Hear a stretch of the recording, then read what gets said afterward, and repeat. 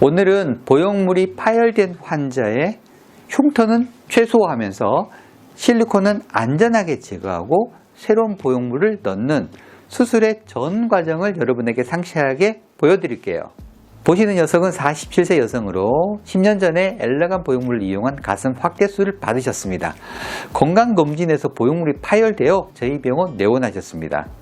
유방 초음파 검사를 해보니 안타깝게도 우측 보형물이 파열되었습니다. 보형물이 파열이 되어 보시는 것처럼 피막과 외피 사이에 실리콘이 있는 것을 서브캡슐러 라인이라고 하며 외피가 끊어진 소견을 디펙티드 엔벨롭이라고 하는데 이 두 소견이 모두 있습니다.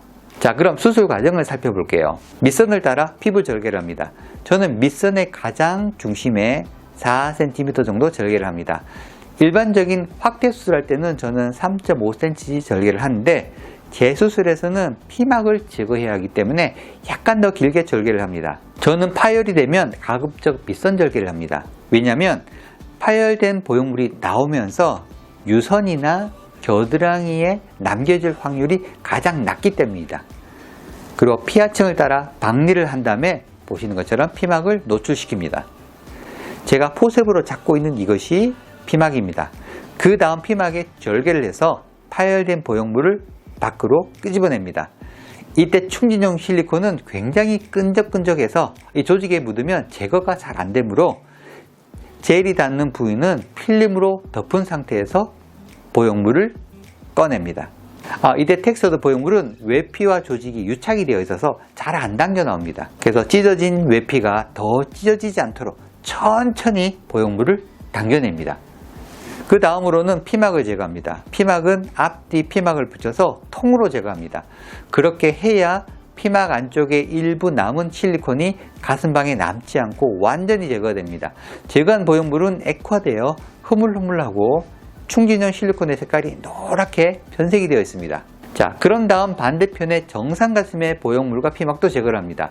좌측 가슴은 파열이 안 되어도 왜 피막을 제거하나요? 하시는데 피막은 단단하고 늘어나지 않기 때문에 한쪽만 피막을 제거하고 한쪽은 남아있게 되면 수술 후 좌우 가슴의 촉감과 모양이 서로 달라질 수 있습니다. 그리고 제거한 피막은 앞뒤 피막을 서로 이렇게 나누면 이렇게 한쪽 가슴당 2개의 피막이 됩니다.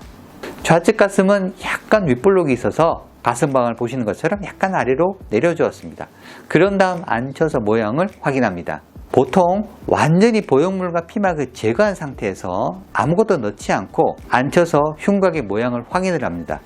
그래서 양측 가슴에 비대칭이 있는지 볼륨의 차이가 있는지 확인을 해서 만약에 비대칭이 있다면 보형물의 사이즈나 돌출도를 비대칭이 교정이 되도록 조절을 해서 넣습니다. 봉합을 하는 모습인데요. 봉합을 할 때는 절개 흉터가 짧아지도록 합니다. 봉합을 하기 전에 자로 재어보면 40mm인데요. 특수한 실을 이용해서 봉합을 하면 봉합 후 길이가 35mm로 길이가 짧아집니다. 그리고 가장 중요한 것은 흉터가 가슴에 의해 가려지도록 밑선을 위치시켜야 수술 후 흉터가 보이지 않습니다. 피부 봉합은 더마본드를 바르고 피부 테이프를 붙인 다음에 스펀지 재질의 드레싱으로 살짝 덮고 방수 테이프로 마무리합니다. 수술 후 모습을 보실까요? 좌측 가슴의 윗볼록은 잘 교정이 되었고요. 밑선의 흉터는 가려져서 잘 보이지 않게 되었고 팔을 올려도 흉터가 보이지 않습니다. 수술 후 초음파를 보니 남겨진 실리콘의 입자가 없이 새로운 보형물이 잘 자리 잡았고 피막이 얇은 가슴방이 만들어졌음이 확인되었습니다. 자, 오늘은 보형물이 파열된 환자에서 밑선 절개로 보형물, 피막을 모두 제거하고 새로운 보형물을 넣는 재수술의 전 과정을 여러분과 살펴보았습니다. 여러분 시청해 주셔서 감사합니다.